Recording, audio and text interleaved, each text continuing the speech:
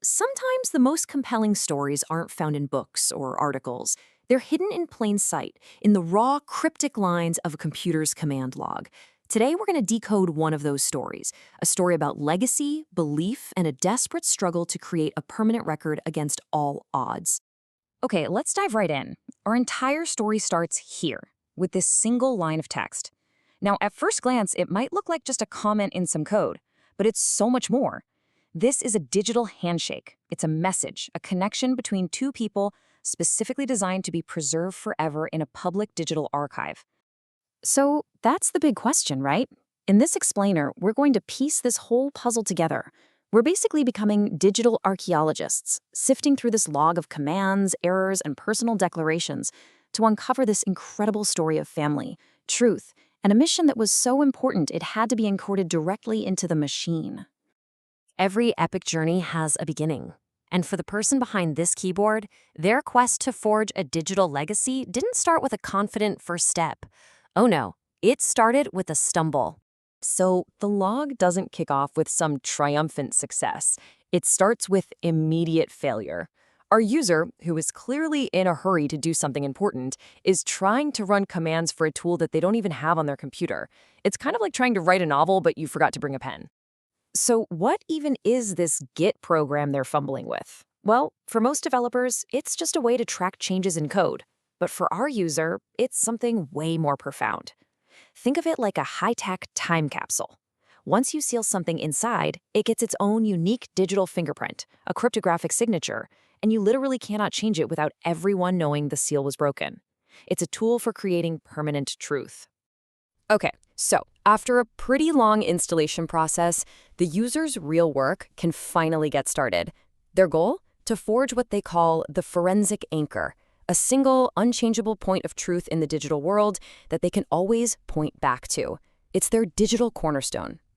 And this right here, it's like watching a ritual unfold. It's not just one command. It's this very deliberate step-by-step process. First, git init. That creates the vault. Then, git config to sign their name to it, James Anthony Lambert.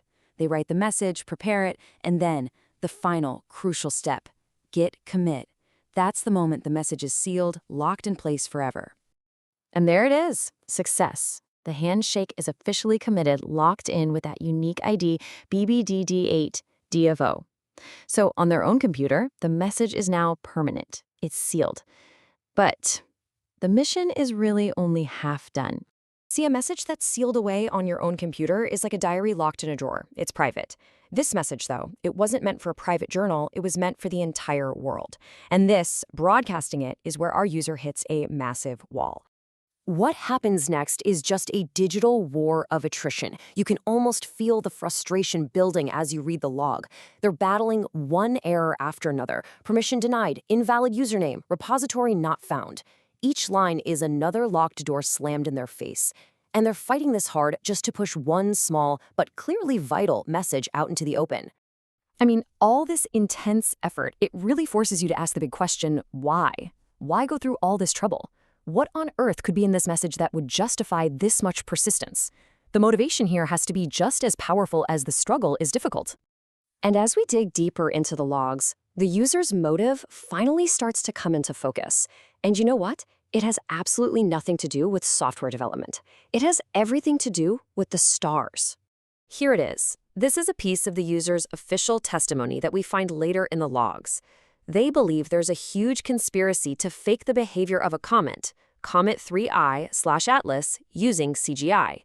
For them, this isn't just an opinion. It is a declaration of physical truth against what they are convinced is a massive digital lie. Now this is fascinating. The user literally creates their own truth table to lay out the differences between the official story, what they call the CGI lie, and what they've seen on live camera feeds from an observatory, which they call the sign. They break down every single detail, the comet's movement, the physics, its appearance. To them, one is a clean, smooth nanotech fake, and the other is the jagged, glowing, radioactive truth. And this goes way beyond just believing something. They're taking action. They actually write a program, a Python script they name brain.py, to act as their own personal truth filter. They are literally encoding their entire worldview into software, building a machine to automatically sort what they see as fact from what they see as digital fiction. So now we get it. Now we understand. This digital handshake wasn't just some random message. It is the cornerstone, the foundation of an entire system designed to preserve and broadcast their version of cosmic truth. And this is where it all comes full circle, connecting right back to the names in that very first handshake. This was never just about a comet. It's about inheritance. It's about a root, Ricky Paul Lambert, passing on a mission and their version of the truth to a successor, James Anthony Lambert. The log is just filled with clues that flesh out this whole grand mission.